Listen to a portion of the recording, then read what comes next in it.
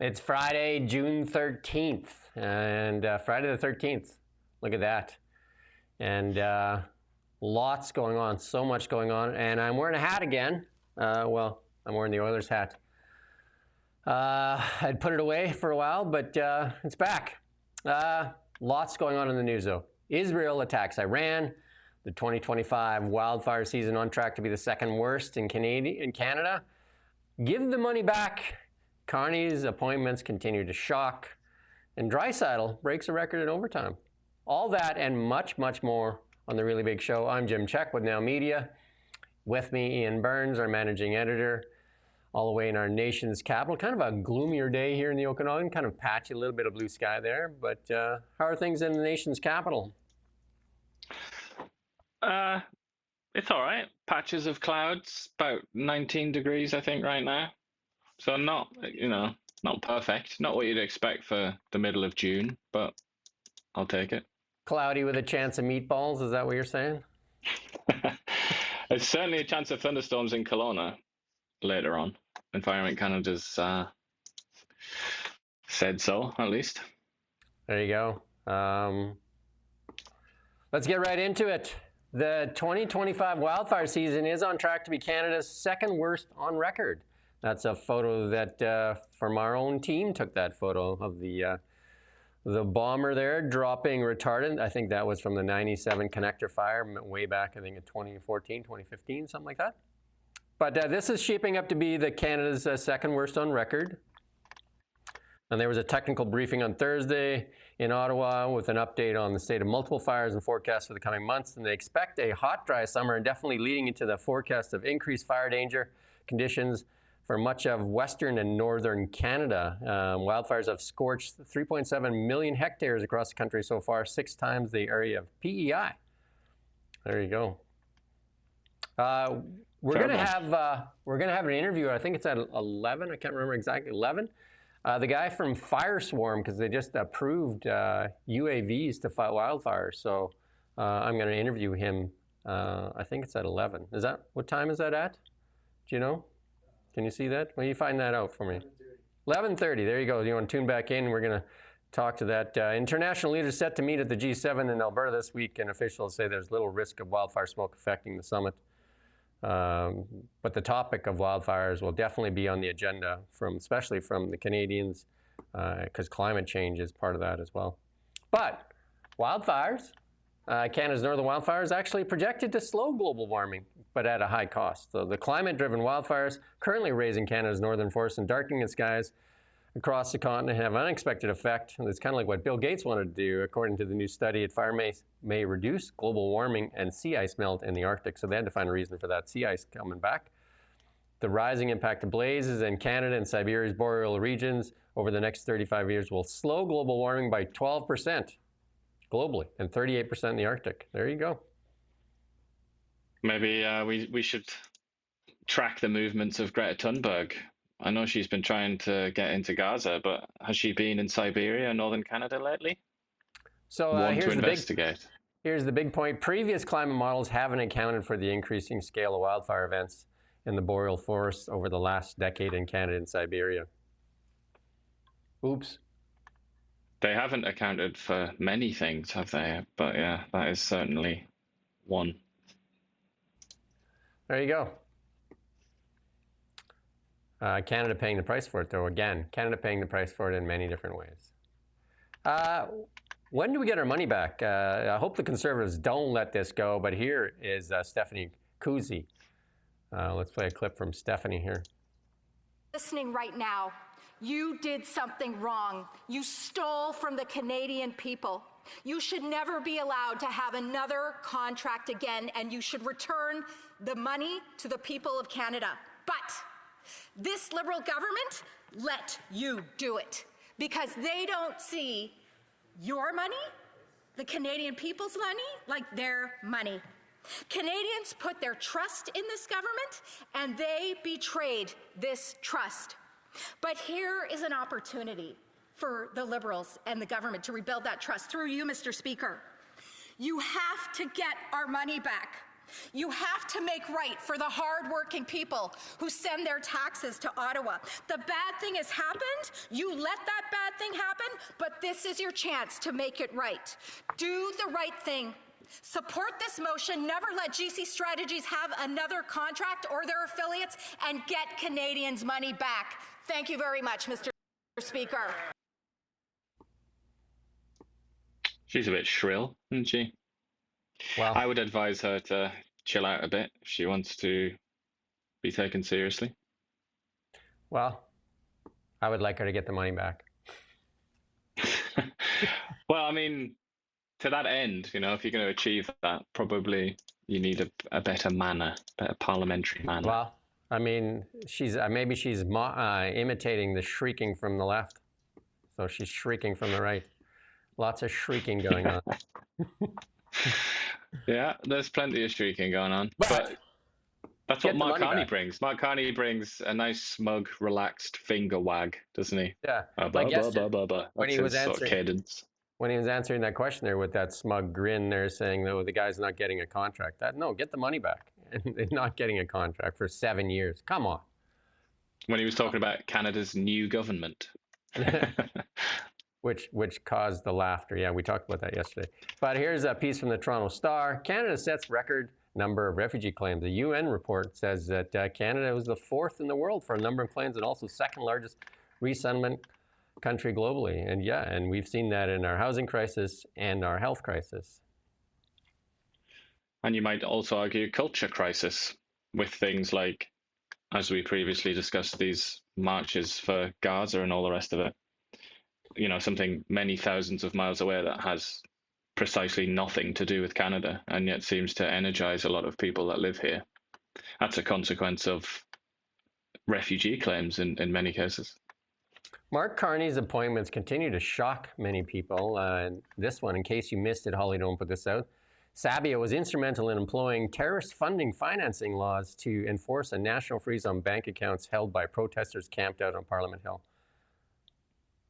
How is he getting? Even though he said that he had no evidence that there was any terrorism Yeah, occurring. how is it? Well, there was evidence. Rosie Barton on CBC did say early on that there was, in her words, Russian funding of this. She Sorry, Rosie. Sometimes I forget Rosie has already done the investigation. She did that right immediately, so she must have had a pipeline right to Russia or Putin, and then saw that. But then, you know, somebody must have destroyed the evidence because it turns out there was no evidence on Russian funding. Just a bunch of Canadians donating $250 and stuff like that. But yeah, and then having their lives ruined. Mr. Sabia there, he knew how to drop the hammer. He could go back to medieval days and maybe he could do some more of that type of stuff. How is he getting an appointment is the question that most Canadians should be asking. How are these people that have been disgraced in the past now taking government money, you know? Including Evan Solomon, who is even including are also disgraced, aren't they? Even including Evan Solomon, the AI minister there, who was fired by CBC for his dealings with Mark Carney while he was working for CBC. A good way to get promoted in Canadian politics is to fail as dramatically as you can. And he also... Then you're sorted. He also worked for the company that his wife, like Mark Carney's wife, worked for in his interim there. Eurasia Group, along with several other people that have been appointed lately. The Eurasia Group, great ties to the Canadian Liberal Party. Great ties. 3 Liberal senators have now crossed the floor to the Conservatives. There you go. But most of these senators still there. 85 of the 105 senators were appointed by Justin Trudeau. So, I mean, they still have massive... I mean, that is just a disaster, isn't it? That's not how it's supposed to work. No, you wouldn't think so. But hey. We saw that Patty Hajdu there saying she's forcing the CUPE members to vote. And then CUPE coming out and saying calls on members to vote against Canada Post's offer in the forced ballot. It's calling on its members to vote no. And that request was approved on Thursday by Patty Hajdu, Minister of Jobs and Families. There you go. We've tried numerous times to have like extended chats with somebody, representative from that union, and not succeeded. They have sent a couple of statements out over, it's years now really that this has been going on. 18 months. Certainly 18 months. Yeah. 18 of those. But we've never had a proper interview with them. But I would really love to, because I would love to say, like, I just want to know, like, for real, do you think you're going to win? Do you actually think you're going to win? Is there going to be anything left of this company by the time this is over? Because it doesn't look like it to me. And we do have, just to let people know, we do have Gavin Dew calling in here around 9:45, and we're going to talk about his statement that he just sent out. Gavin Dew, MLA for Kelowna Mission here. CN Rail warns that flooding, warns of catastrophic impacts as Parks Canada prevents anti-flooding project. CN Rail has claimed flooding of its railways could have catastrophic impacts on cross-country services in a legal claim against Parks Canada. The company said Parks Canada has wrongfully prevented work on a protective barrier through the Jasper National Park for 8 years by refusing to permit the scheme to undergo an environmental assessment. I mean, that's similar to the Jasper thing. Why didn't they cut down those dead trees? Similar to many things that the federal government wants to block. Just it all seems to happen through that environmental assessment thing, doesn't it? That's just another tool. It's just a method for stopping something from happening, isn't it? Rather than what it's supposed to be. It's supposed to be there to like protect the landscape and the ecosystem and all the rest, but it's really just a tool, isn't it? There you go. The Chief Electoral Officer, Stéphane Perreault, will be called on by the House Affairs Committee to explain the irregularities in the April 28th election. Perreault has apologized for the unexplained poll closures in one riding and faces a lawsuit over irregularities in another. If party representatives might have noticed something during the election, they can testify to that, said Bloc Québécois MP Christine Normandin, sponsor of the motion. Yeah, and we still don't have an answer on that court case on that one riding there that was decided by one vote, and then they disallowed the one vote that they sent back in error. I mean, it's not really been spoken about because I feel like the media and the political class in Canada, it's almost like they're almost in agreement, tacitly perhaps, to not talk about this too much because it's so depressing and it undermines really one's faith in Canadian democracy. The more you look at it, the more insane it is. And there are some serious, gigantic errors made here. Like, questions have to be asked about the basic competence of this organization and whether it's actually doing its job, whether it's fit for purpose. And again, accountability. Will this guy still hang on to his job? I'm going to bet he does, because where is the accountability in all these mistakes? Like, why an election hasn't been called automatically with that one mistake that the Elections Canada made that would make that a tie, and they still don't call. The only accountability that I've seen in relation to this, Elections Canada and mistakes that they've made, the only accountability has been anybody that's said that they're not happy about it. Anybody at all. Any political figures, normal, just run-of-the-mill civilians who've said, oh, this is a bit funny. They're the ones that have to face accountability, because then they suffer a pile-on and they're told that they're election deniers and all sorts of things, which is just completely the wrong way around. Just yet another symptom of the terrible disease that the Western world is currently dying from. We got another clip here from Shannon Stubbs, an MP for the Conservative Party. Let's play this clip here. A number of questions across all the sectors in natural resources, so he doesn't need to patronize me. Does he know which sectors lost the most jobs since May? Mr. Mr. Speaker, I think that's a question for the Minister of Employment. The honourable member. I'll give him one more chance. Does he know which sectors lost the most jobs since May? The honourable minister. Mr. Speaker, I'm not sure how that's relevant to the main estimates here. the honourable member. It's relevant because it was forestry, fishing, mining, quarrying, and oil and gas workers in Canada who lost the most jobs of any sectors in the entire Canadian economy since May last year and over the past lost anti-development Liberal decade. Shocker. That the Yeah, he's not taken to it like a duck to water, is he, this chap? It seems like he's having a bit of a hard inauguration in politics. He's going to have to wisen up a bit, otherwise he'll be turfed. Is it a shocker that most of the jobs lost are in the resource sector? And yet we the Liberals continue to scream about the auto sector, which they're killing themselves.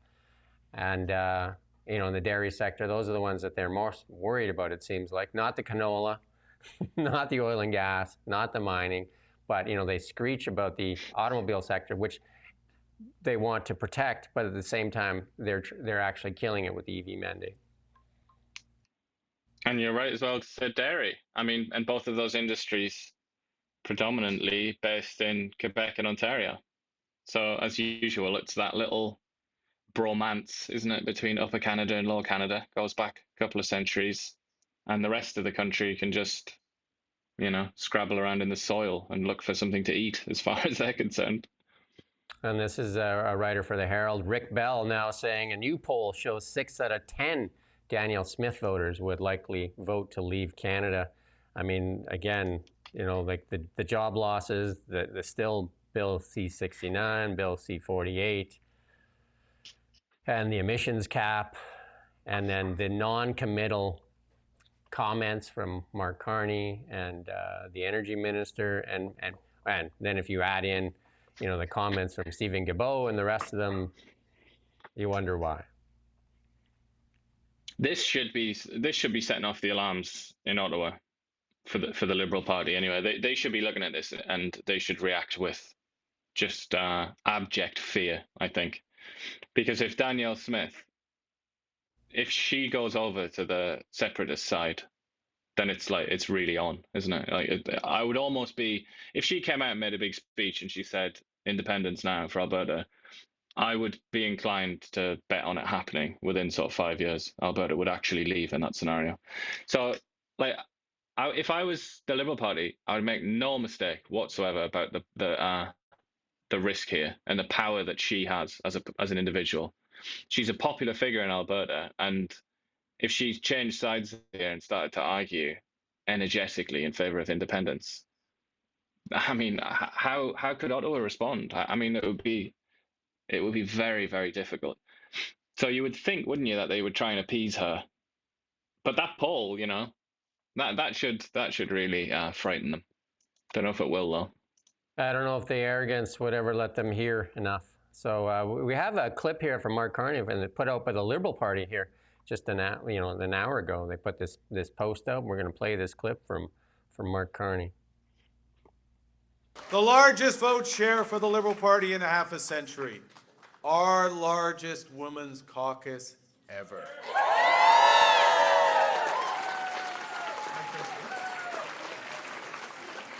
And because it's the Liberal Party, it's the largest women's caucus ever. And we're not stopping. Our largest BC caucus ever. Notre plus grand caucus québécois des 45 dernières années. Caucus with representation in every province and the North. A government is now committed to action to build an even better, a fairer, a more sustainable Canada. And we have started as we mean to go on. We got our new cabinet in amongst the fastest in history after an election. We've been in government for 4 weeks, and we've begun delivering the change that Canadians demanded and they deserve. Hear, hear. I'm going to get a quote there from our friend, I'll paraphrase maybe, from our friend of the show, Chrystia Freeland, when she said the Liberals spent with Trudeau the last 10 years, wasted the last 10 years on identity politics and virtue signaling. That looks like a continuation, doesn't it? Because But also, it looked a bit like Carney was endorsing it there because he was saying we're going to make it even better. So, like, I guess it's already good then after 10 years of liberal rule. And then again, I would say, where's the meat and potatoes? Where's the pipeline? Where's getting stuff done? Where's the getting stuff done? You promised to build Canada the biggest or the most fastest growing and biggest economy in the G7. At some point, the rubber has to hit the road, doesn't it? You would think so. But also, there he is being, as usual, lauded and lionized by his supporters. And he's going on as if he's just, he's just won a gigantic landslide election. Yeah. I mean, he needs to be reminded, and so does his party, and maybe so do Canadian politics watchers. He didn't really win the election. His party has a plurality of the seats. It's a minority government. That's not really a victory. A victory is a majority. That's when you can make decisions without having to beg other people to support you. And even then, that minority isn't particularly strong. It's based on a lot of very close constituencies, including that one that they're being sued about in near Montreal, where they won by a single vote. I mean, he promised us humility numerous times. He didn't just do it once. It wasn't just a random comment. He said he was humble and he would govern with humility. Where is the humility? Because I haven't seen any of it yet. I think actually it would be appropriate. I would say, as an accountant, I'd like to see the plan. And so as many economists in Canada would like to see the plan, including our banks. Everybody would like to see the plan. And that is not being provided as well. No plan, no humility, and more identity politics. Lots of finger wagging, though. We have seen a lot of very, very good finger wagging. And then if you want to go read something, here's a piece from Andrew Coyne, his latest. The Prime Minister hits the ground running, unconcerned by deficits, principle, or the rights of Parliament, or privacy rights, or due process, or liberalism. That's got to be a great But look article. at that finger wag. That's a really high quality one, that, isn't it? Yeah, you know what I mean? Like, again, supposedly the banker, and he won't even show us, like, the numbers that he's projecting. I don't know. Pretty scary. It reminds me of an infamous Donald Trump quote where he said, when you're famous, you can, etc., etc. I won't say it, it's a bit rude. It's almost like when you're a central banker or when you have a financial reputation like me, you can just do anything. You can do anything you want. You don't even have to put a budget out there. The media will be so mesmerized by your resume that they won't even ask questions about it. You can literally just do what you want. And also what he's raising here about liberalism, when your party is called the Liberal Party and you talk about what great liberals you are, apparently you can get away with introducing laws that obviously contradict the basic principles of liberalism, like this party has done and is trying to do again now with Carney. So it seems like it just depends on who you are. And in the case of Donald Trump, there's so many things he can do just purely because he's him.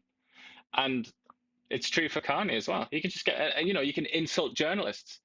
You can insult and mock and degrade female journalists. But because you're Mark Carney and you talk about the Women's Caucus and how much you love feminism and all the rest of it, that's fine. And how much you love journalism, brilliant. You've said you love it, so it's okay for you to degrade a female journalist. I just think PR matters to almost more than anything, really, doesn't it, in politics? He took another page out of Justin Trudeau's book there, claiming to be a feminist and then doing the opposite. Yeah, indeed. If he was truly a feminist, wouldn't he have stepped aside to let our good friend Christia finally have a shot? Pierre Poilievre put out a tweet. Carney is continuing with Trudeau's disastrous immigration policy with uncontrolled population growth. We need to lower the levels and end an abuse of refugee, international student, and foreign workers programs. And that's another article there from the National Post. Not much has changed, right? And it's so amazing to see how that's happened. Like Canadians, going back many years, Canadians are the most in favor of immigration of any population in the world. And it's probably fair to say ever in history, any population ever. And it was even when Europe and the US and all sorts of countries around the world turned on immigration. Just the very concept of immigration. Canada was always the anomaly on all the graphs and everything. Canada was always like way over there for approving of migration. And then Justin Trudeau's government happened. And now Canada's with the other countries, and Canada's, most Canadians have now decided that they're sick of immigration.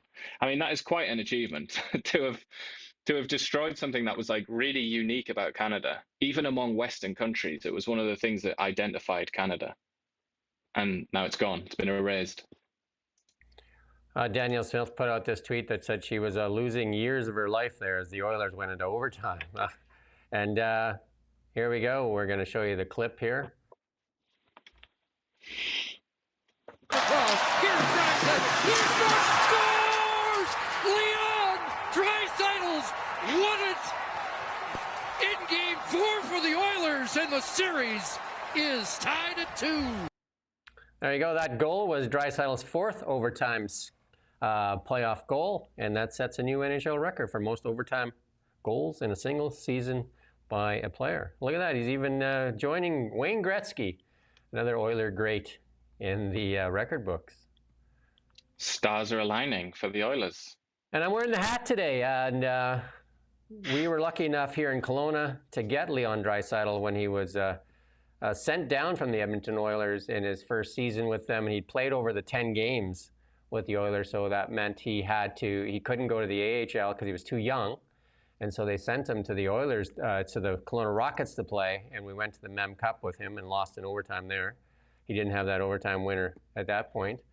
Didn't have any chance because he didn't make it out there. They didn't put the first line out, but we were billeting Kelowna Rockets at the time, and Leon Draisaitl was at our house quite a bit, and yeah, great guy too. Very good with the kids and all the younger kids there, and he was like a man amongst boys out there when he was playing for the for the Kelowna Rockets. So there you go. And he was still making his NHL salary. This is one of the key points. He was making his NHL salary while he was playing for the Rockets, and so he was the guy that bought dinner for the boys most of the times because that was they said there's a rule there.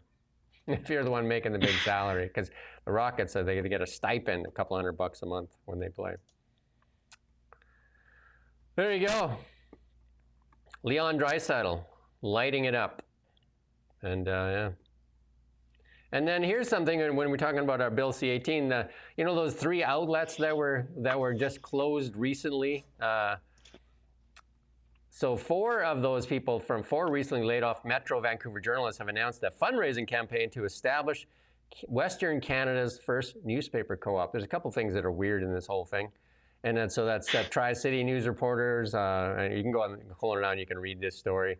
And Save Our Local News campaign. And they said they want to put the community back into community news. And then this is an initiative in response to Glacier Media. That was a Glacier Media shut down those 3 things: Tri-City News, Burnaby Now, and the New West Record in April, May. Those papers served a population around 600,000. Like the photo there with the newspaper bag, that seems like that's not where news is right now. It's not in a news bag, but there you go. They don't mention to highlight, I think, this is Glacier Media, which means I'm not sure they've officially confirmed it, but reading between the lines, I mean, it has basically been confirmed that they are subsidized by y'all. They're subsidized by the Canadian taxpayer. So more than a third of the salaries of the reporters that they said that they couldn't afford to pay were paid for by taxpayers, plus other subsidies on top of that. And they still thought, you know what? I don't like the margins, so cheerio. Whereas media outlets such as ours get zero, nothing, not a penny. And somehow we survive. I mean, it's, although who knows for how much longer. But it is rather interesting, isn't it, that this is yet another, it seems to me anyway, yet another poor investment of taxpayers' money. What was the point of giving these people taxpayers' money if, it somehow wasn't enough? Can you imagine paying a third of an industry's salaries and they still fail? I mean, not too good. Bartella echoed the sentiment, citing that data from Canadian Centre for Policy Alternatives. He noted that 2.5 million Canadians now have no source of local news. 25 print publications are being lost every year, and newsrooms being cut to skeletal levels. Again, Bill C-18. Like, it's not addressed in this story for some reason. And they're trying to raise some money. They're trying to raise 100 grand. I don't know how 100 grand doesn't last long, especially for what these reporters are usually used to getting.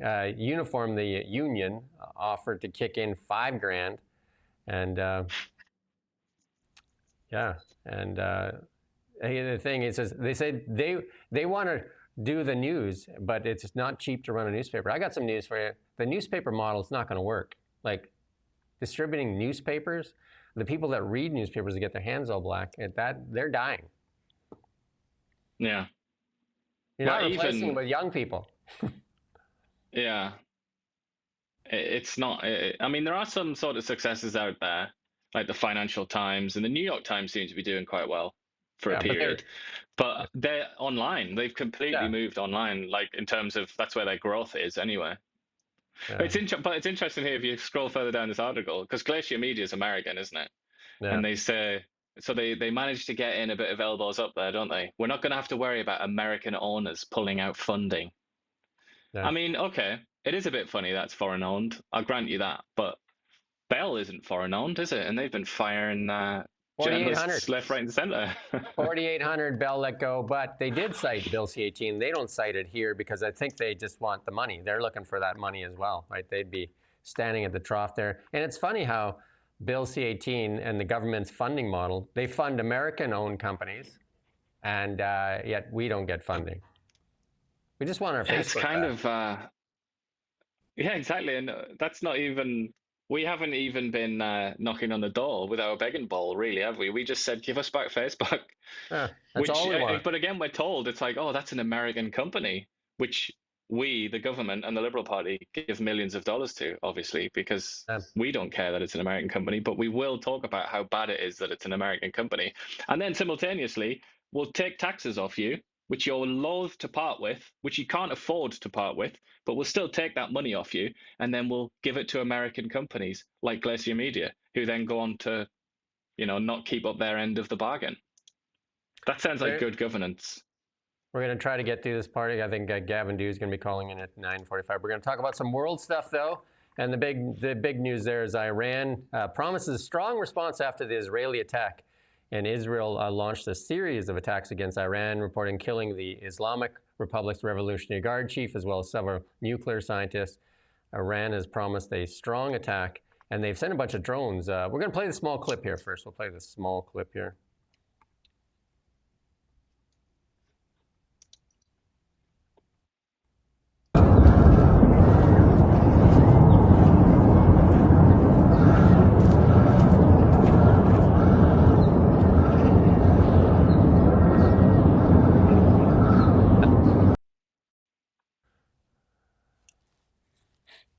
And then Israel's shown the world that it really knows how to pull off these decapitation strikes, doesn't it? I mean, it's done it against Hamas, Hezbollah, and now Iran. I mean, they're pretty good at it.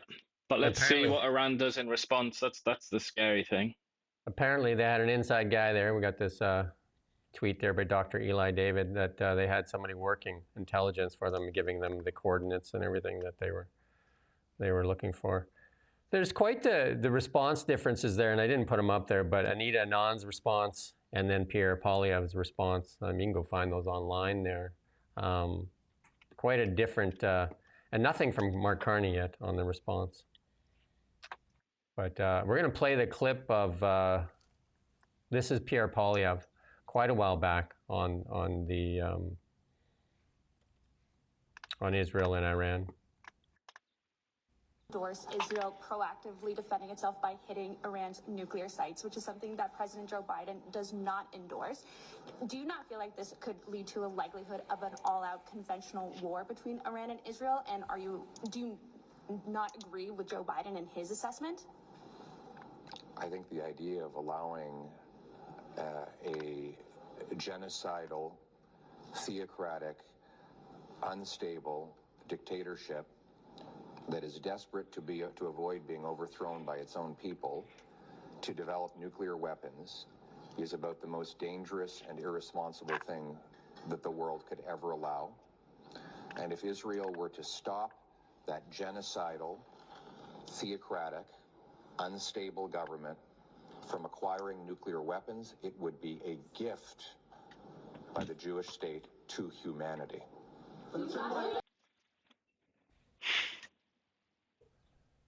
There you go. That was his I think position. kind of goes over the top a bit with some of that stuff. When he made a speech in a synagogue and he referred to himself as like, what did he say, a humble goy from the prairies or something. It's like that's getting right in there into cringe territory, and I think he needs to behave himself a bit with that. But I think the more interesting thing is the previous one that you pointed out, which is like the side by side of Poilievre's comment and Anita Anand's comment. That should be framed, because on the one hand you've got really clear speaking moral clarity and certainty from Poilievre, and then on the other hand you've just got this mess. This just looks like it was written by a human resources committee of 300 people or something, doesn't it? It's just like absolutely god awful statement from Anita Anand. It doesn't seem to have any sort of moral system built into it. It's just awful. It's absolutely sickening to read that. Whereas at least Poilievre, the thing is, I think Poilievre thinks about these things. Poilievre like ponders ethics, I think, and he ponders like right and wrong. Whereas I don't really get that vibe from our saintly foreign affairs minister. Yeah, and it's there's a few reporters out there actually seeing the difference now and saying, well, at least, he makes a decision and picks a side as opposed to just like wishy-washiness here. Now this is from Rubio retweeted this is from Donald Trump, and Trump had said, I gave Iran a chance to make a deal. And, in typical Trump language, I told them the strongest words, just do it no matter how hard they tried, no matter how close. And you can go ahead and read all that stuff. But there you go. And it sounds like... It's classic Trump, isn't it? Yeah. And, it sounds like there's going to be more coming too. And then supposedly many of the Arab states helped Israel shoot down the drones that were sent back in retaliation. There's a list of them out there. I didn't verify that, but apparently there was like 6 or 7 nations that were helping stem off that retaliation. And Israel has that Iron Dome, and the Americans want to build the Golden Dome because they got to be better than an Iron Dome. They've also got David Sling as well. That's the other one. Yeah. And then we're going to talk about that flight a little bit. We got a little clip here from the person that survived it, but there's a lot of talk out there that there was no thrust and it wasn't taking off. And then this is kind of like they did get the Mayday call and stuff like that. But here's the lone survivor that walked away, and they're interviewing him here at Sky News. I'm going to play a little clip of that interview. मेरे खुद को भी believe नहीं होता कि मैं कैसे उसमें से जिंदा बाहर निकला, क्योंकि थोड़ा टाइम लेके तो मेरे को लगा था कि मैं भी मरने वाला हूँ, लेकिन जब मेरी आँख खुल के मैं देखा ना तो मुझे लगा मैं जिंदा हूँ. तो मैंने ट्राई किया, जब मेरी सीट थे वो मेरी बेल्ट निकाला, मैंने वो ट्राई किया जहाँ से निकल सकता वहाँ से, तो मैं निकल गया वहाँ से. मेरे सामने नजरों के सामने एयर होस्टल और दूसरे आंटी अंकल सभी उसमें मेस हो गए थे सभी. अच्छा, थोड़ा सा बता पाएं, जब जैसे ही टेक ऑफ हुई फ्लाइट क्या हुआ था और अचानक से कैसे हादसा हुआ? टेक ऑफ के बाद 1 मिनट के अंदर ही जब टेक ऑफ हुआ ना तो सडनली 5-10 सेकंड कैसे लगा जैसे स्ट्रक हो गया वो. बाद में से मेरे को लगा कि कुछ हुआ. बाद में प्लेन में लाइट ऑन हो गई, ग्रीन और वाइट. बाद में वो पता नहीं वो प्लेन टेक ऑफ ज्यादा करने के लिए वो रेस बोलते हैं क्या, रेस दिया होगा ऐसा कुछ, और सीधा स्पीड में ही घुस गया जहाँ वो. You can go find that full clip out there too. Amazing story. We're going to interrupt. We're going to interrupt here. We got Gavin Dew here. He sent us a statement here on. We're going to jump to the BC News here. A statement on his calling for the immediate leadership change at Interior Health. Good morning, Gavin. Can you hear us? Check. Can you hear us, Gavin? I can't hear you. I can hear you. We can't hear you here. Can you hear me?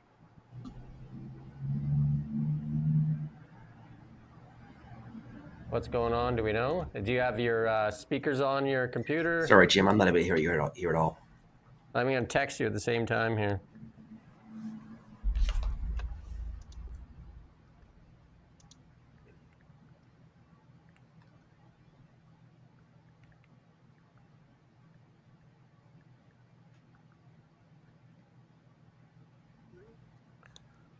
Well, we're going to try and get Gavin here. He's here visually.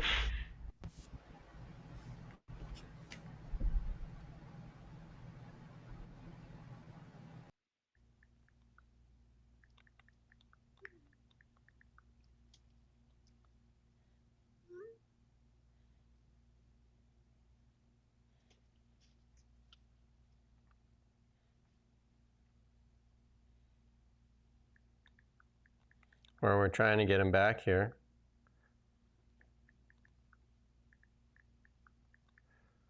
Sorry about that. Texting with him at the same time. It's raw. It's raw. It's uncut. Anyway, we can talk about it a little bit as he's trying to get back in. So he says he's coming back on here, but he is calling for the immediate leadership change of Interior Health. Can you hear us now? There we go, Jim. It turns out all the technology in the world can't get us connected correctly. There you go. Thank you for calling in as well. Yeah, you just sent out a statement here. Maybe just tell us a little bit about what your statement says there. You bet, Jim. So the context is that we have seen this loss of confidence in Interior Health. We've seen an increasing number of doctors speaking out.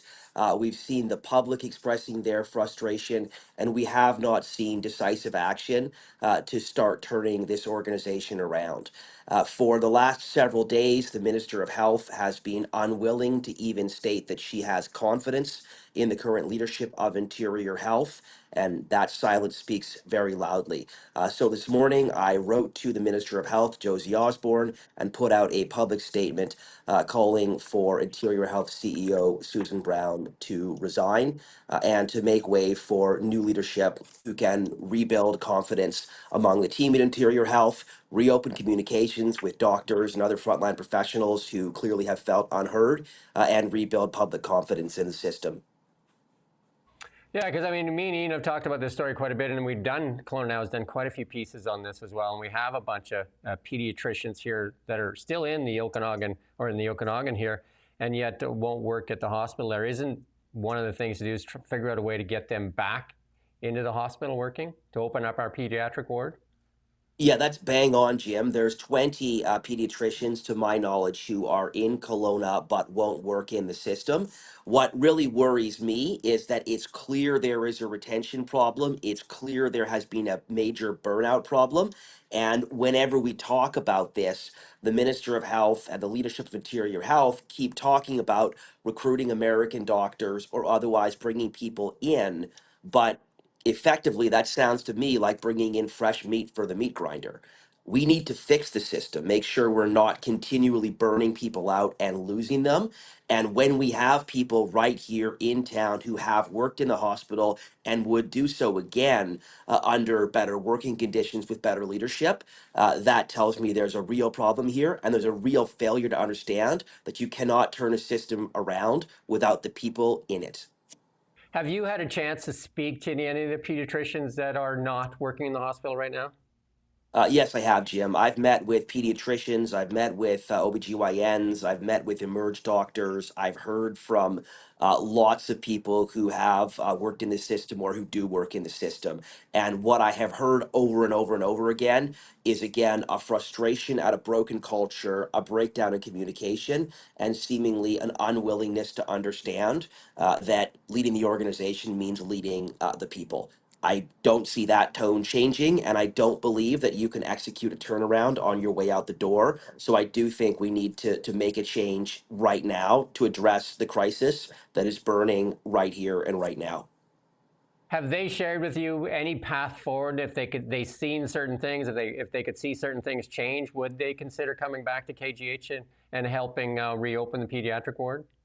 Uh, Look, Jim, brass tacks across all of the people that I've spoken with, and there have been many who are in the system or have been in the system.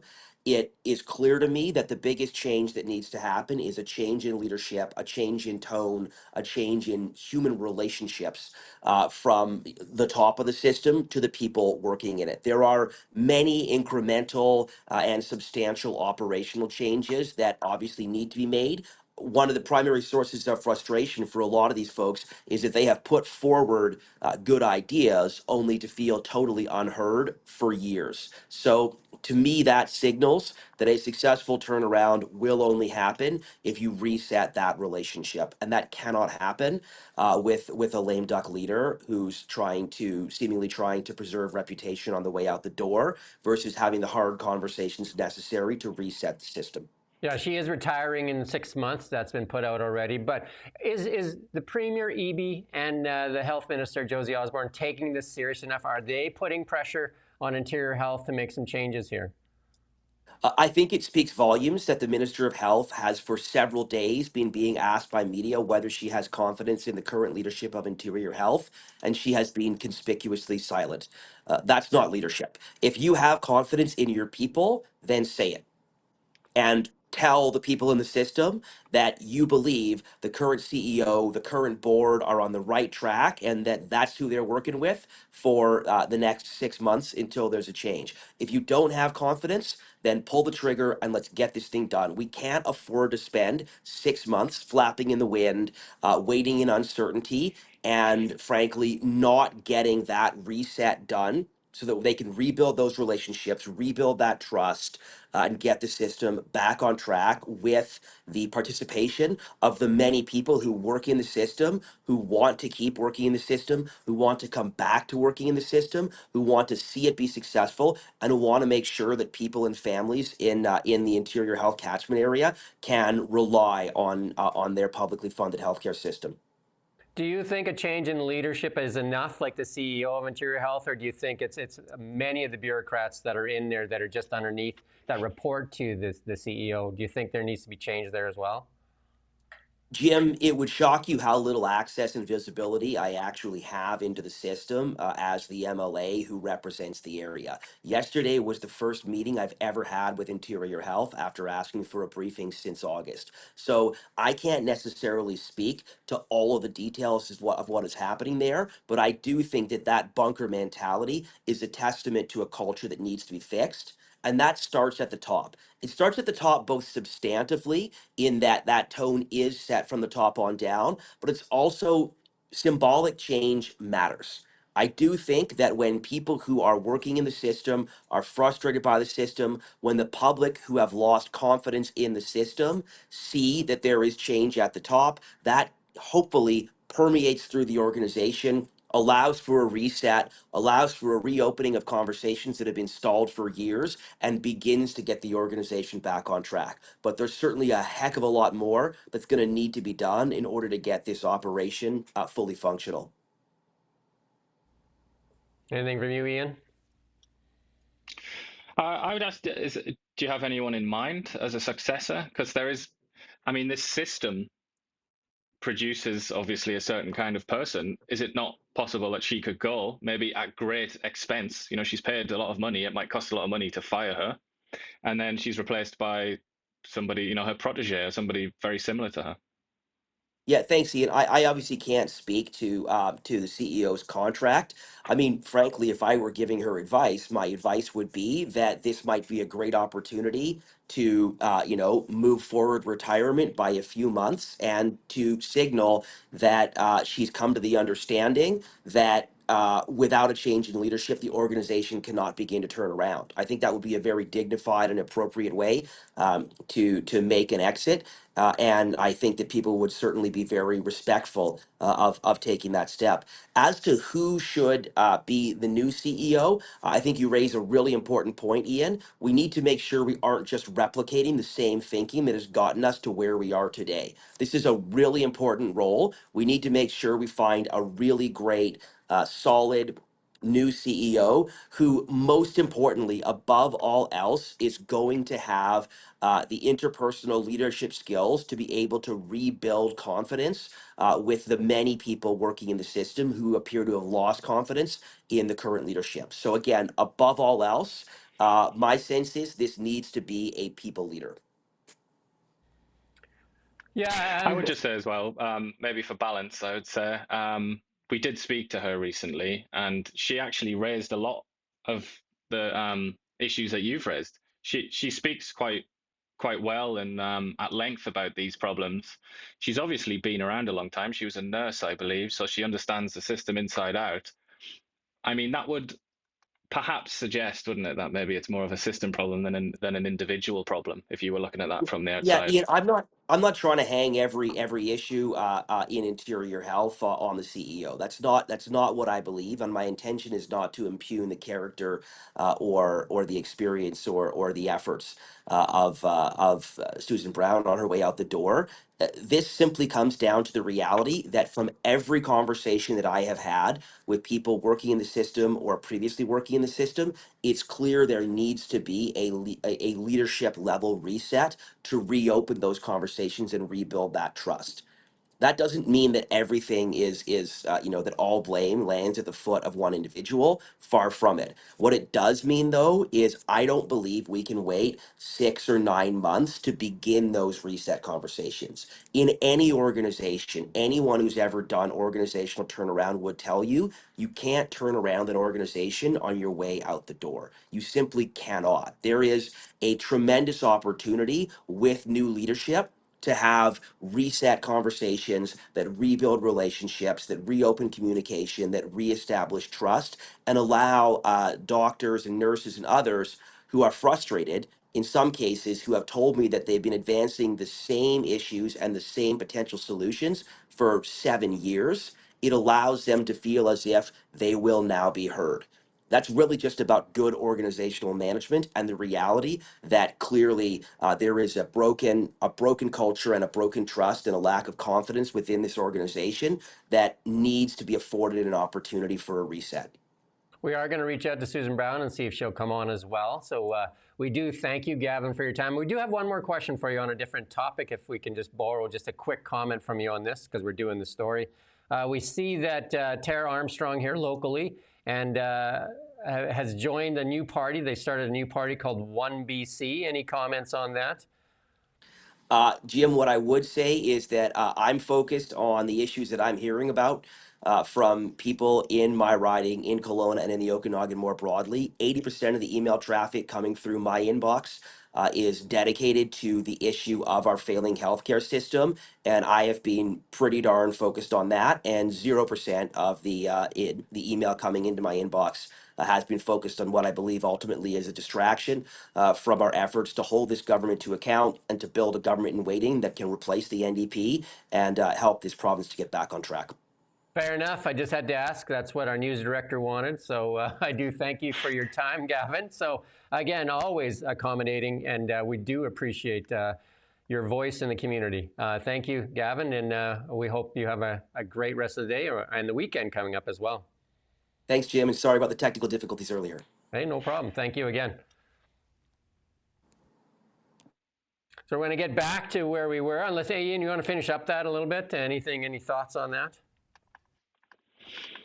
Yeah, well, it's interesting, isn't it? It's not something that happens all that often. That's a comment I always make. It's not often that MLAs or a political party call for the firing of the CEO of a health authority.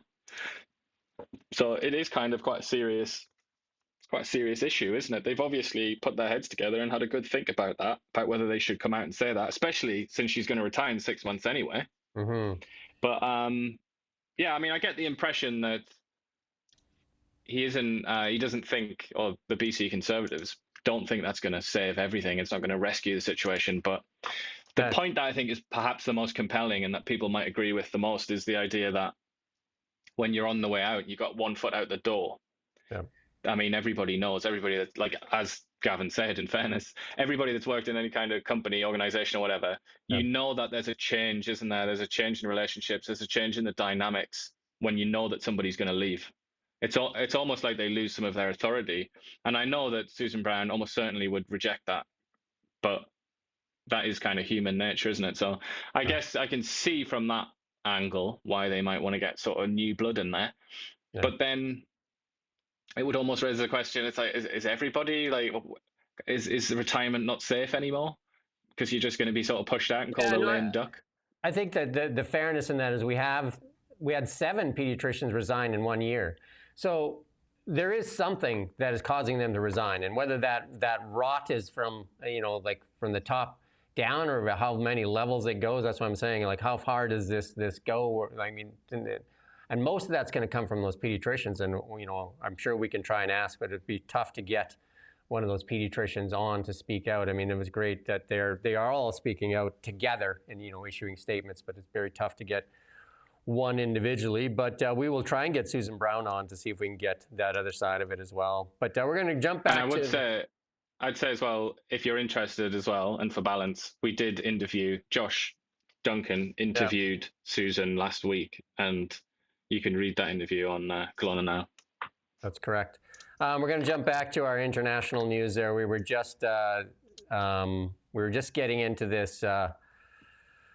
There's this thing from Florida that came out, and we're just going to play this clip here real quick because it's getting quite the reaction out there. So I'm gonna break it down for you, all right? And if somebody wants to know what I mean by turn violent, all right, this is what I mean. If you resist lawful orders, you're going to jail. Let me be very clear about that. If you block an intersection or a roadway in Brevard County, you are going to jail. If you flee arrest, you're going to go to jail tired because we are going to run you down and put you in jail. If you try to mob rule a car in Brevard County, gathering around it, refusing to let the driver leave, in our county, you're most likely going to get run over and dragged across the street. If you spit on us, you're going to the hospital and in jail.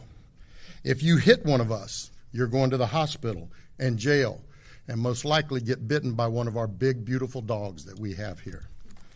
If you throw a brick, a firebomb, or point a gun at one of our deputies, we will be notifying your family where to collect your remains at, because we will kill you graveyard dead. That's good.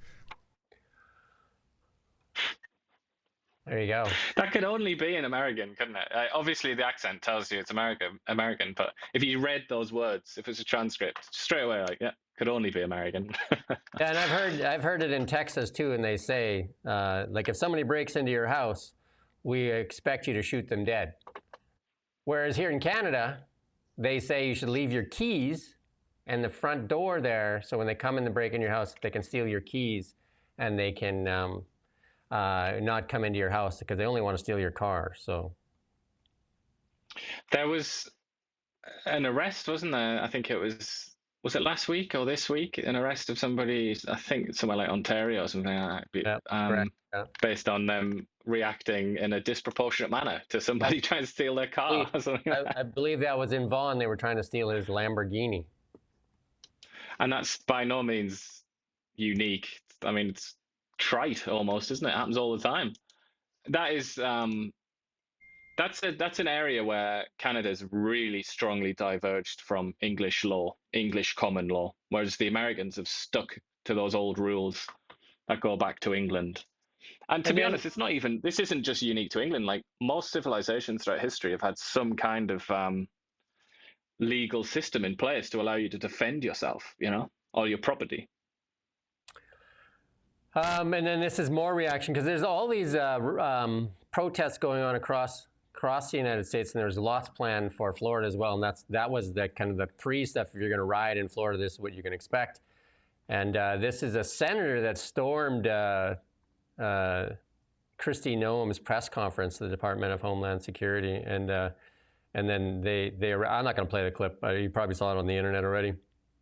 But he tried to storm in there, and the FBI was trying to push him out, and then he pushed back against the FBI, and then of course they then pushed him out into the hallway and then detained him, and then one of Kristi Noem's people recognized him and went out there and said, no, let him go.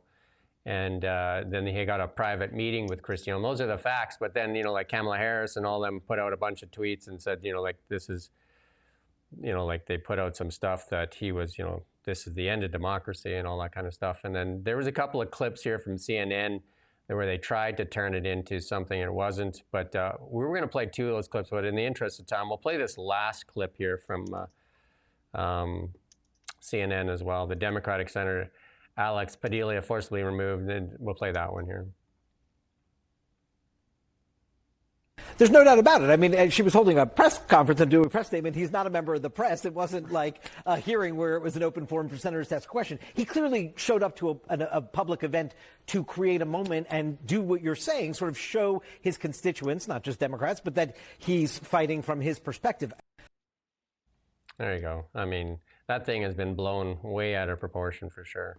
I don't want to waste too much. I mean, I think it is important to watch the video because he really does. He makes.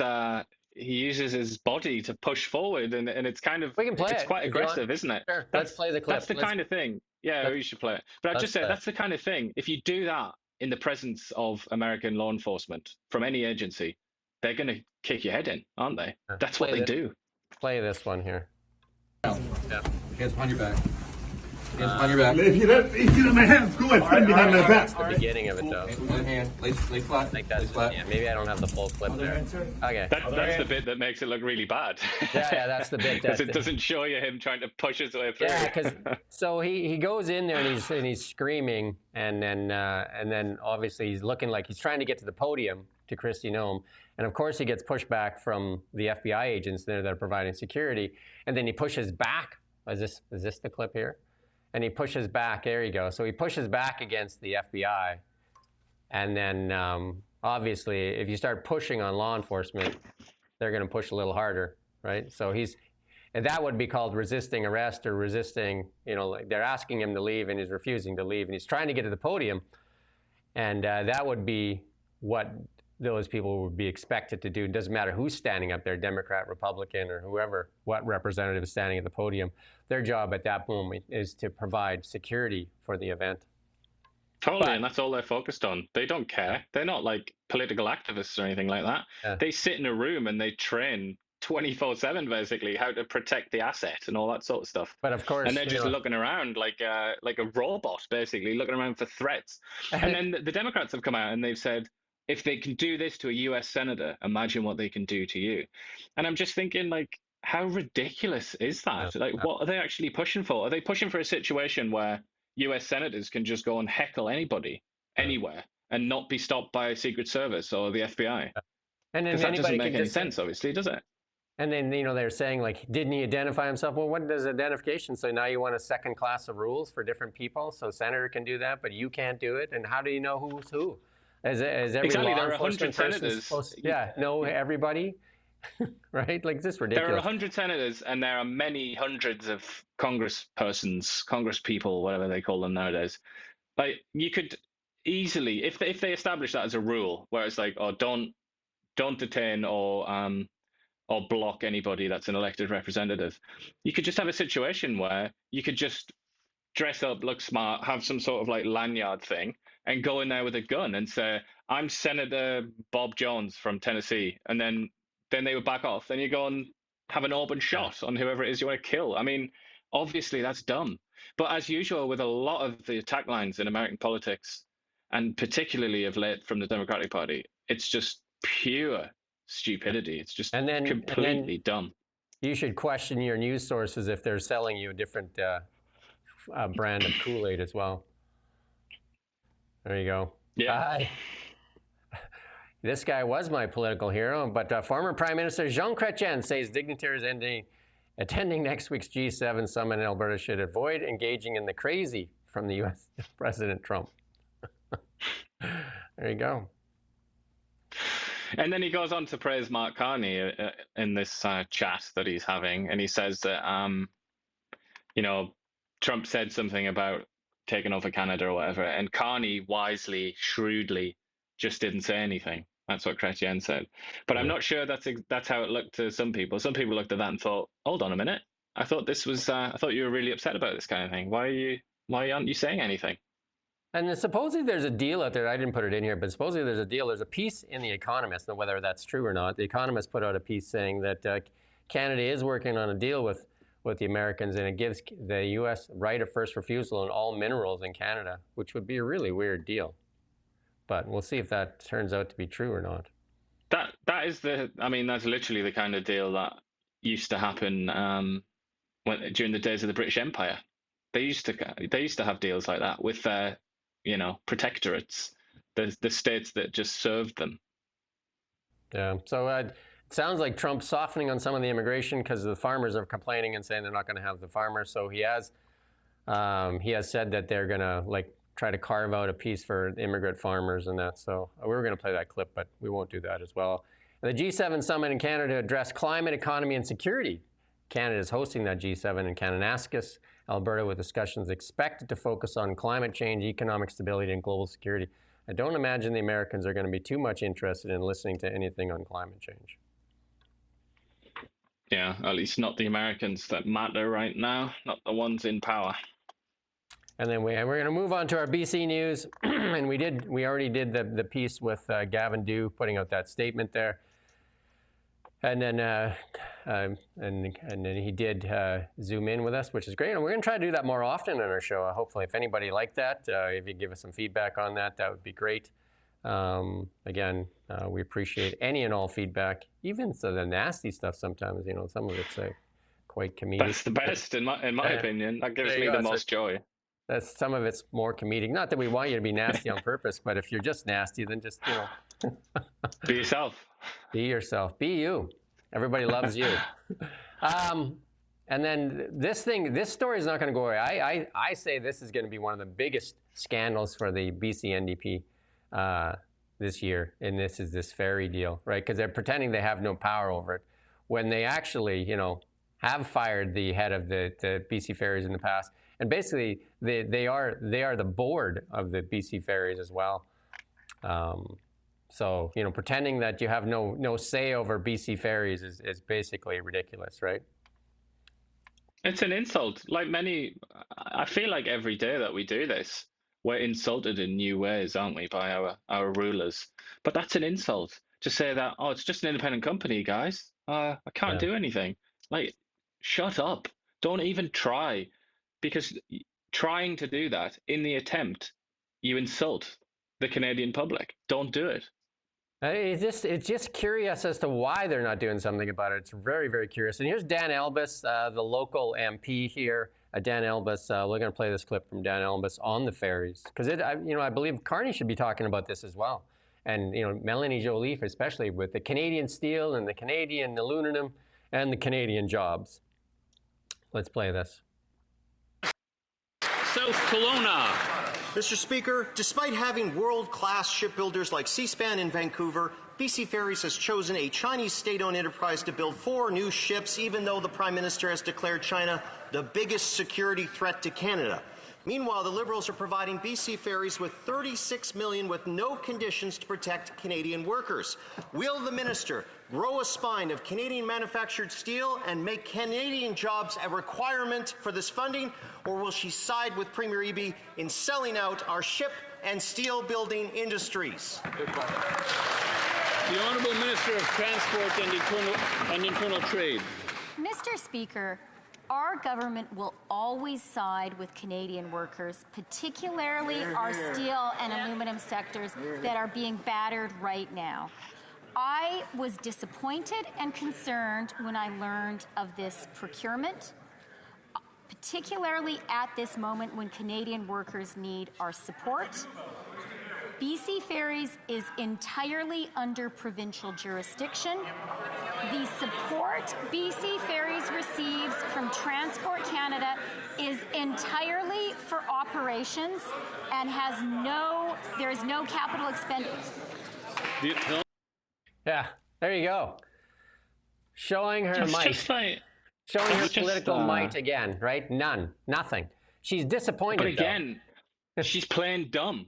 Yeah. What can we do here as members of the public? We can either take her at face value and say, wow, she is dumb. She's just a dumb person.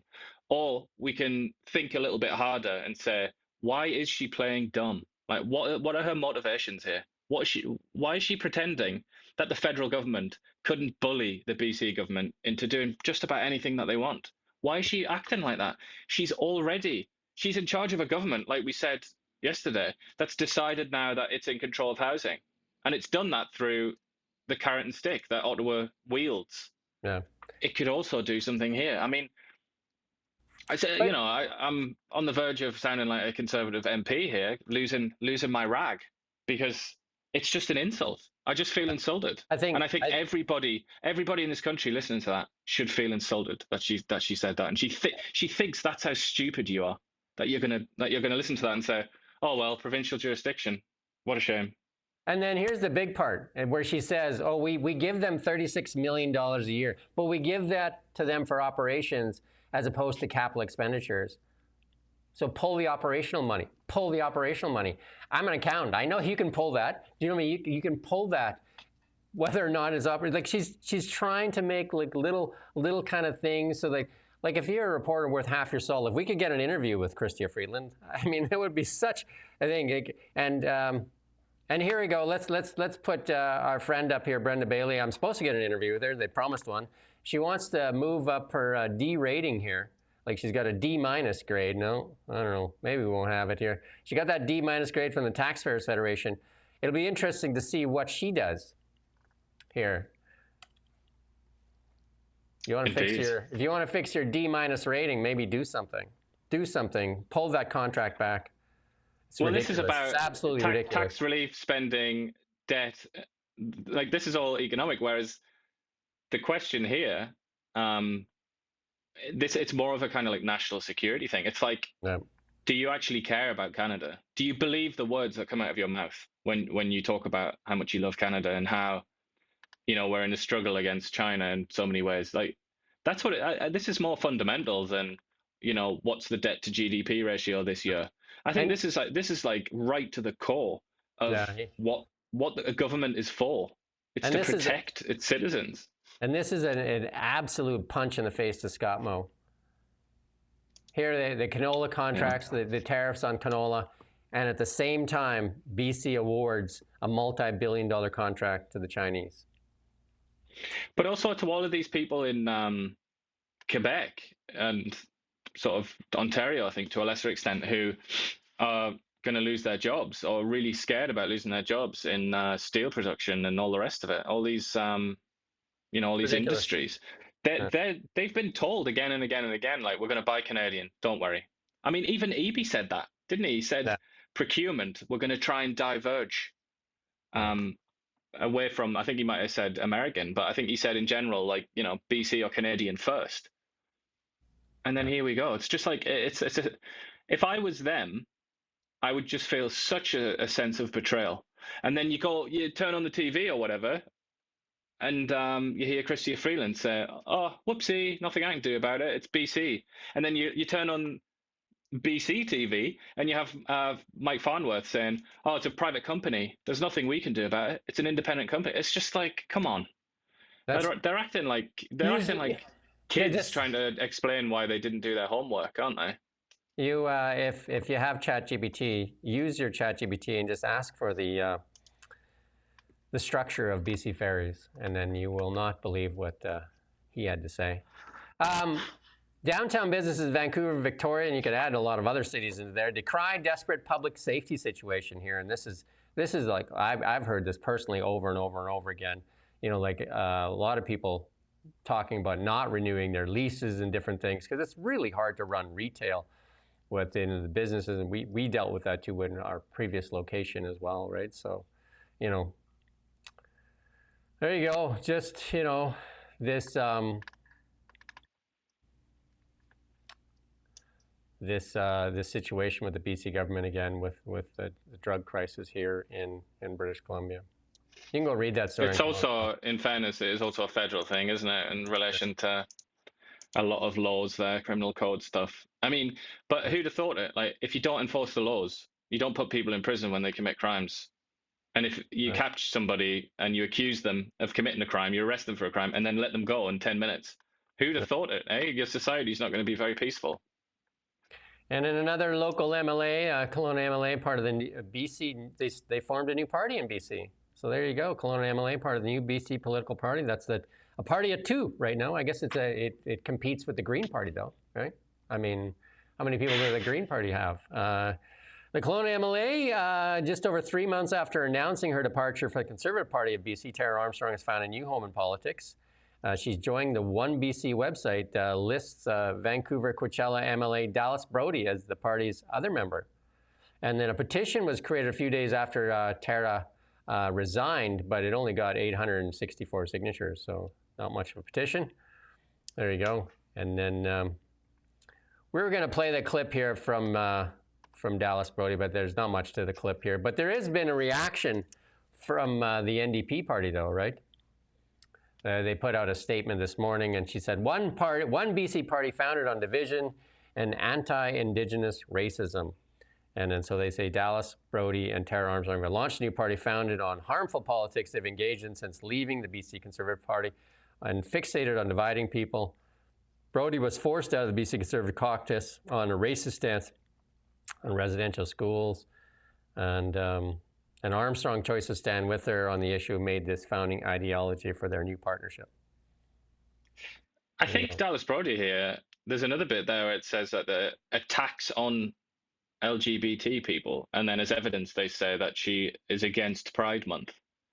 So that, alongside the accusations of racism, I think Dallas Brody and Tara Armstrong, therefore, I guess, could possibly sue for defamation here. Because, you know, to call somebody a racist, or to say that they're being racist, or that they're attacking gay people, those are massive claims. They're like really serious things to level at somebody, and there are laws against defamation for that very reason. So that I can't just call you, Jim, a racist for no reason, because it would destroy your reputation, or for, let's say, without much of a reason, if I just had like some sort of non sequiturs to back that up. So yeah, I don't know. I think Dallas Brody's a lawyer as well, isn't she? Maybe she will sue. But that's interesting. I mean, we'll try to get Tara Armstrong in for an interview. She hasn't in the past. Tried so many times. Tried many times. So we'll see again. Maybe we'll get Dallas Brody. We'll reach out to both of them and see if we can get them in for a live stream. We're moving on to markets, and we're going to play this clip here from Shea Boiler. He was interviewed on, I think, on Fox as Power Plays here, and we're going to play a little small clip from Shea. I use a lot of his stuff a lot of times. He's pretty good on the X account there. So is, of course, nuclear power. In fact, Wall Street can't get enough of it. These stocks are up again today. So the question many investors are asking me, is it too late? Well, let's bring in Futurum, their group chief market strategist, Shai Balor. Shai, you put together a really great comprehensive list. I love when you do this because you break down these big hot areas where people want to throw money and at least help us understand it a little bit more, because these are some of the key names behind me and what they do and why they're so special. Which one stands out the most to you right now as maybe the one or two best positions to be if you want to take advantage of this? Yeah. So, I mean, everyone loves talking about AI chips and robo-taxis, but here's the problem. None of that runs without electricity. If the grid can't scale, AI can't scale. And that's why some of my favorite names are like the Cameco's out there, which is the world's leading uranium supplier. So if the U.S. and the global markets want more nuclear power, uranium fuels those reactors. Another one is Constellation Energy. They supply the... I just want to play up to that point there. You know where Cameco is? Is that in Saskatchewan? It is. It's one of Canada's pride, and in our uranium industry, Cameco is a leader. There's a few other ones out there, Denison and stuff like that too, but Cameco is one of the world leaders. And I did write a whole piece on uranium. I haven't posted it yet, but I'm going to do that piece as an editorial on the uranium sector. And SMRs and nuclear energy are the future, because they're going to need to really increase the amount of power required for all these AI data centers. And there's the Americans talking about. So, I mean, Saskatchewan and Alberta are so important to Canada's economic engine. It can't be stressed more, and that's why I wanted to play that little clip. Cameco, they asked them which uranium company they should be talking about, and it's Cameco, and it's a TSX listed company. I wonder how BC and Quebec are going to contrive to sell out Saskatchewan on uranium. That'll be a hard one. Again, I know that the Americans have their eye on both Alberta and Saskatchewan for good reason, and there is little support. It seems like that. Like I said, that punch in the face to Scott Moe there from the BC NDP, there in providing that contract to China, when the farmers in Saskatchewan are getting squashed, like just squashed. Well, and also having like quite friendly chats with China as well. Though it wasn't with Xi Jinping, it was with his deputy. But still, he's on the blower to China, isn't he, Mark Carney? And he's also being criticised for being friendly with India, obviously, with whom we have various spats. Let's move. We'll talk about the stock market. Stock market down today, obviously, with the attack there Israel put onto Iran. So the markets are off a bit, a little skittish over that for sure. So waiting for a reaction. And Still then, happening as well. So the attack is happening today as well. So it's going to be uncertain for a while.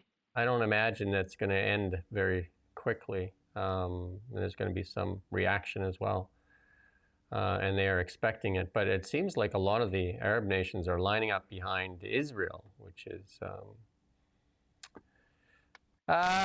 gold obviously up on geopolitical concerns. Gold up about $46, about 1.38%. Gold currently at 34.32, and then Bitcoin off a bit, a little bit shy on stuff going on here.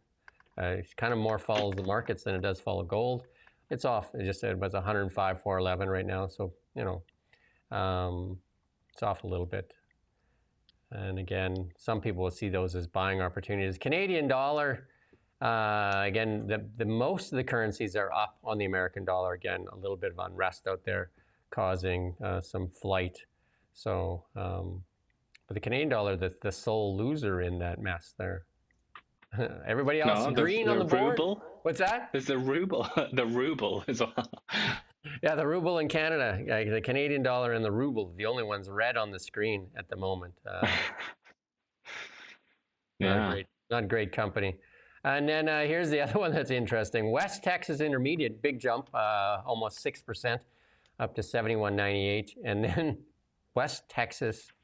Western Canadian Select, down. I don't. What the hell? Wow. When people are scared about oil supply lines or whatever, you'd think it'd be good news for our humble friend, Western Canadian Select.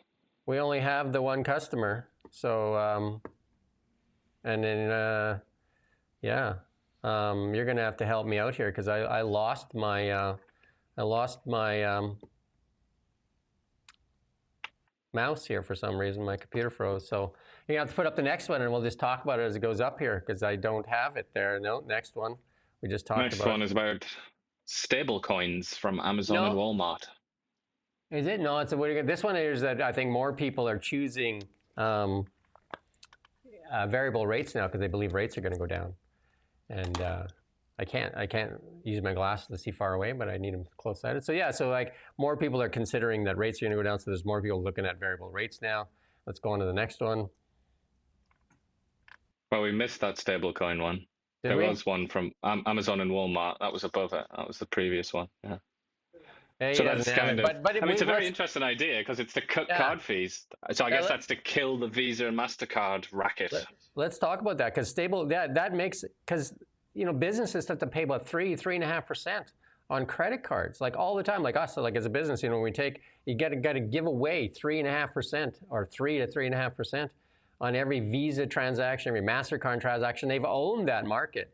And then so having a stable coin or something like that, or e-transfers, because e-transfers are still very limited and in what you can do because there's still, maximums and minimums on it kind of thing. But that would be just such a boom for people. It would bring prices down, wouldn't it? It would. I mean, it would be good for the consumer. There's 3%. Look, I got my mouse back. Look at that. Yeah, there you go. But no, this Visa MasterCard thing, don't they control something like 80 or 90% of the market as well? And then there's like Amex is the other one that has a little bit of the market. There's a reason that in Canada, the financial institutions are some of the leaders in profitability. Like that's all those credit card fees. It's just Do you know what I mean? And talk about they don't try to cut each other out either, right? There's very little like, hey, like Visa says, I can do it for 2.5 because they could, but why would you? Totally. Why would you kill the cash cow, the pig, right? They'll start moving it down. I guarantee they'll start moving it down if Amazon and Walmart are successful at this. I guarantee that you'll start to see those rates come down. Guaranteed. And it's one of those things. There are many examples of this in Western economies, and this is the kind of thing that like it undermines faith in capitalism or the free market, doesn't it? When you see things like this, and another one is obviously like cell phone companies and like internet providers. And I mean, there are many examples. Grocery stores in Canada would be another one. But it's like this is fundamental. Like it's about more than just some random businesses. This is about like how we do things. It's about our civilization. I think it's really important that this is fair and right. Yeah. Let's move on to because we're a little bit late today. We're going to move on to the transportation and technology. And this is Shea Bowler again. Data centers now threaten U.S. power grids, and this is the opportunity. And I say this over and over again. This is the opportunity. Energy is the new gold or whatever. Like energy, it's all about energy. It's all about energy. AI is a huge consumer of energy. It's all about energy. And guess what Canada has? Tons of energy. But guess what Canada also has is a liberal government that doesn't want to exploit it or use it or understand it, and they talk nonsense. They talk different things. They don't want to utilize. Any country in the world would be glad to have what Canada has. And again, Saskatchewan and Alberta could be the Saudi Arabia of the world. The next thing, just for energy, and it has such great things, including AI data centers in the north, where you could use the cold weather to actually cool the AI data centers. And then all the energy that's available at cheap LNG, and including solar and wind there is part of it, but SMRs. You can't do an SMR in British Columbia, you know that, right? No SMRs here. No kind of R at all. They're completely banned, aren't they? No R. But I would say as well that my favorite stat on this is on oil anyway, is that Canada has more oil than Iraq. Yeah. Like, just try and, I almost feel like I've heard that. And I've looked at the statistics, like I fully understand that fact, but it's still quite hard to like completely absorb it into my system because it's like, it's crazy. Like the US went to war and lost, God knows, like thousands of soldiers for Iraq, in part at least because Iraq was so important in its with its oil supply. And yet here we are sitting on even more in terms of output, that is. I mean, in terms of barrels per day. We're going to cut back on some of our clips. I was going to play the clip of Donald Trump, President Trump, calling Elon Musk his friend again, so we don't need to. Just rest assured, the spat so There you go. But they also, President Trump, by law, revokes California's ban on gas cars. And so gas cars, so that, when we talk about that EV mandate, it's gone in the U.S., including some of the states that tried to even put it into place outside of the federal laws. So there you go. Trump signed that into, so again, Canadian automakers are making noise too, as are, like the Ford CEO of Canada has said it needs to go. But I don't think Melanie Jolie and the rest of them are willing to listen. So there you go. She just wants to do more incentives. We played that clip yesterday. Just more incentives. And here's where it happens, right? Because when they took away the incentives, when they ran out of money, the Liberals, and here's the result. This is the Holly Dome Blacklock story. Sales crash without the rebates. New electric sales crashed without taxpayers' rebates. Stats Canada showed that yesterday. Dealers saw their steepest decline in sales since pandemic lockdowns. New zero-emission vehicles registration experienced their first year-over-year decline since the start of the COVID-19 pandemic. There you go. No EV And then you've got credits. here's the reaction. Environment Minister Julie Debresin says they're considering flexibilities in the EV I mean, what is with this hand wringing? Just make a decision. This is why people think you're incompetent, federal government. Because they don't want to say they're ever wrong. Bill C-18, you're wrong. Repeal it. EV mandate, you're wrong. Repeal it. Like, just get it done, right? Bill C-69. Bill 69. Repeal it. You're wrong. Bill C-48. You're wrong. And this is an area where, much as they probably despise him with every fiber of their being, this is an area where they could learn from Elon Musk, who one of his real assets, and again, it doesn't matter what you think of him, but one of his assets as a businessman is that he changes things like almost instantaneously. Like when he makes a mistake, he fixes it. And that's what the best companies do. Why can't the federal government fix like obvious mistakes that have been hanging around for years? Basically, what I just said, Bill C-18, you're destroying media in Canada. You're absolutely destroying it. There's no more evidence needed. The science is in, right? The science is in. Anyway, it's frustrating. They don't know how to say they're wrong. The EV mandate is crushing the automotive industry. They're going to have to. Well, look at the carbon tax as well. The carbon tax, like Trudeau, it seemed to me, preferred to resign than abandon the carbon tax. That was basically what sunk him in the end. And there are many, many examples like that. And then in Canada too, they have tariffs on the Model S and on the Teslas, and then so Canadians can't even buy the best EVs, the ones that they're trying to force you to buy. But in news there, S and X are now even better. They launched in the U.S. today with new enhancements. So the new S and X are launching in the U.S. and they won't be launching here in Canada because you just can't afford them. There you go. And then here's a shocker. Ready for the shocker? The shocker of the day?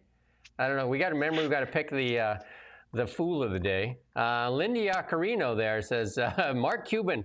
You know, after all the negative stuff he said about X, Mark Cuban says lack of diversity of thought is actually pushing users back to X. Oh, Mark, what's going on? Blue Just Sky like not the other working out ones, for you? Threads as well. Blue Sky not working out for you? You should stay there, Mark. Stay on Blue Sky. To be fair, I was with X. I was finding that it was like almost embarrassingly biased towards sort of, I don't want to say right-wing views, but like let's say counter-establishment views after Elon took over. But it has actually really improved the algorithm, and I do get a lot of like viral sort of left-wing or pro-establishment tweets nowadays as well. So it's actually done quite a good job. It's moved away from its right-wing bias, if you want to put it like that. Social giant Meta prompts some more troubles there for the U.S. tech giant, and its AI software reportedly been publishing people's prompts on a public feed. Why not, right? Meta. This is so embarrassing. It's like this has to be a lawsuit about to happen because it's people like talk about their relationships. It's people talk about like adultery and things like that. It's awful. Like using actual names. Terrible. Meta's also invested $14.3 billion in AI firm Scale. And Apple introduces that Apple Intelligence at the WWDC 2025. I'm going to take that. Let's wait and see that Missouri thing. Show me Apple Intelligence, because so far not so good. And then we're finishing up here. We're on to the Are You Serious section. And the Babylon Bee never disappoints. Newsom says it's his duty to represent the illegal immigrants who elected him. And then this one is a viral out there, and this is breaking news. You know, we've seen those clips where they show all the news, the left-leaning legacy media outlets. They get that one talking point. They must go to a website, get the talking point, and then spew that talking point. Now the creators are spewing the same talking point, so they put together this collage of obviously getting paid to put out this messaging, right? So these TikTok influencers will do anything for a couple of bucks, right? So, and they pretend to be also virtuous, right? Well, they just will shill anything. And once you see this, you can't unsee it. There's Gavin Newsom, and is this Beavis or Butthead? I don't know which one it is. That's Butthead, isn't it? I looked yesterday. That is Mr. Butthead.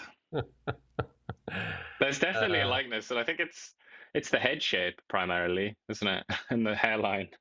And then somebody put together 6 reasons why California is a mess. And there you go. And then this one here. Nancy Pelosi. The French member of parliament, Rima Hassan, who joined Greta's selfie yacht, refuses to leave Israel, and she went on a hunger strike. But then obviously she did need a snack when in her hunger strike. So the hunger strike is intermittent fasting, I guess.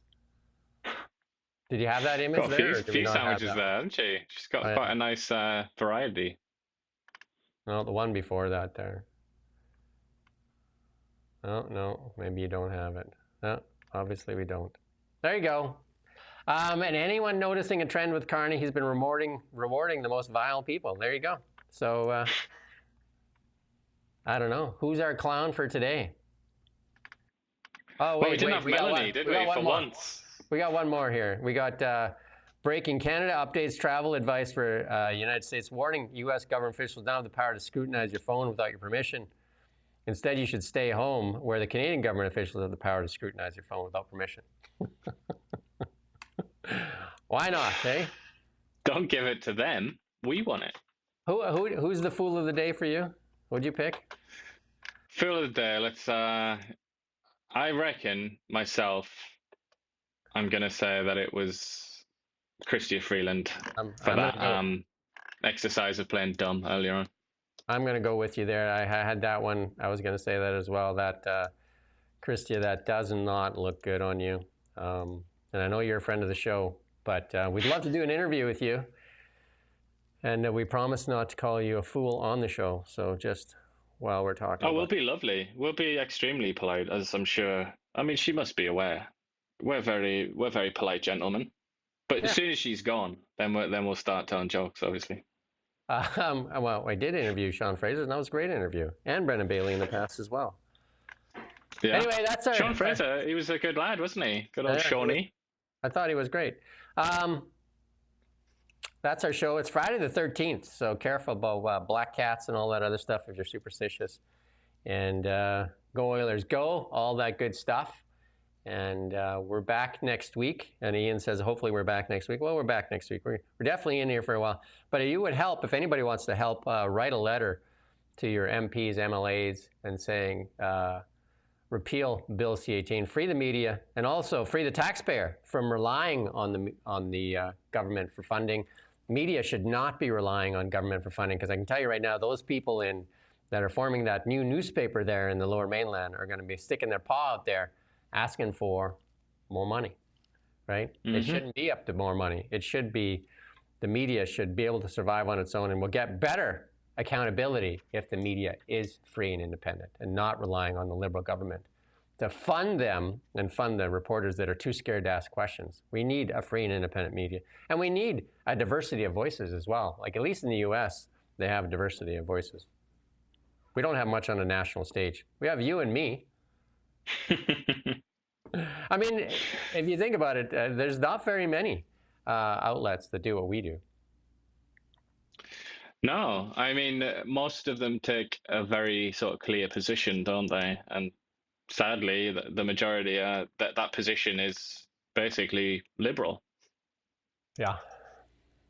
Our position is That's like... the truth. Yeah, the truth. The truth lives here. I'm Jim Check with Now Media, Ian Burns with Now Media. Coast to coast, you could say, Kelowna to Ottawa, coast to kind of intercoast, right? St. Lawrence to, I don't know, Okanagan Lake. The Ogopogo lives and is live and well here. We look forward to seeing you next week. We'll be back Monday at 9 a.m. I do have somebody representing Fireswarm in here in a bit, so that's great. And we're going to talk about autonomous drones fighting fires. That'd be probably a good thing. They can fight 24/7. There's a solution for wildfires. As long as they don't crash and start a new fire. Yeah, there you go. Cheers. Have a great weekend. Go Oilers, go.